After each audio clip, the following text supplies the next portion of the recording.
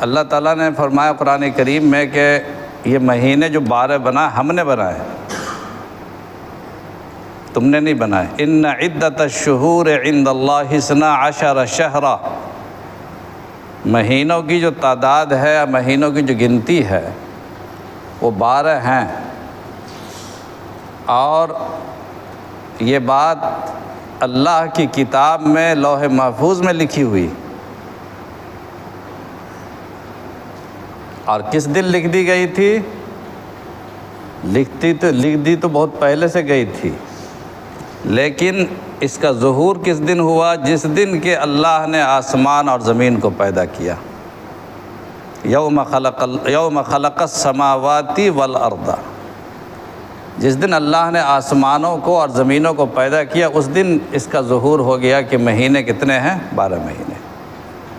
اور یہ اللہ کی کتاب میں لوح محفوظ میں اللہ نے مقرر فرما دیا ہے۔ اس میں سے 4 مہینے محترم ہیں، احترام کے مہینے ہیں، عزت کے مہینے ہیں، یعنی 12 مہینے میں سے 8 مہینہ کو چھوڑ کر 4 مہینہ یہ اللہ کے یہاں انتہائی محترم ہے۔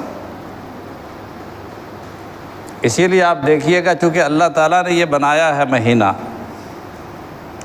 تو دنیا کے ہر کیلنڈر نے 12 ہی مہینہ رکھا ہے۔ اگر انسانوں نے اس مہینے کو بنایا ہوتا اور انسانی ذہن کی یہ ایجاد ہوتی تو کہیں 12 مہینہ کے بجائے 13 مہینہ بھی ہونا چاہیے، 14 مہینہ بھی ہونا چاہیے، مگر دنیا کے کسی کیلنڈر کو دیکھیے، شمسی کیلنڈر ہو یا ہجری کیلنڈر ہو، سب میں 12 ہی مہینہ۔ اسلامی تاریخ محرم سے شروع ہوتی ہے، ذی الحجہ پہ ختم ہوتی، اور انگریزی تاریخ جنوری سے شروع ہوتی ہے اور دسمبر پہ ختم ہوتی، 12 مہینے۔ آپ فصلی مہینہ چلے جائیے جو ماگھ پھاگن چیت بیساکھ ہے، وہ بھی 12 مہینہ۔ یہ اللہ کا عجیب نظام ہے۔ اللہ فرماتے ہیں کہ یہ 12 مہینہ جو ہم نے متعین کیا ہے فی کتاب اللہ، ہم نے لکھا ہے، اللہ کے لوح محفوظ میں یہ باتیں لکھی ہوئی ہیں، اور جس دن آسمانوں اور زمینوں کی تخلیق ہوئی اسی دن یہ روز و شب اور یہ مہینے بھی پیدا کیے گئے۔ معمولی بات نہیں ہے۔ اور پھر اللہ تعالیٰ قرآن کریم میں فرما دیا کہ یہ بات بھی گویا کہ ہم نے یہ بات طے کر دی تھی کہ اس میں سے 4 مہینے انتہائی محترم ہیں، عزت والے مہینے۔